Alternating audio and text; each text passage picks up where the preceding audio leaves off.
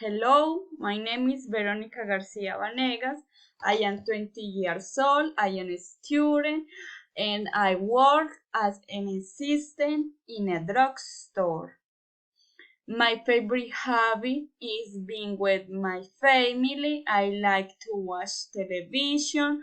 I like to eat shiny rice. I like to dance. My family is made up of my father, Hernaldo Garcia, my mother, Amparo Vanegas, and my two brothers, Emmanuel and Sebastian. In my workplace, there is a fashion point. There are several shelves and cabinets with cosmetics. There is a dispensing point. There is a desk. There are several shelves with medicines.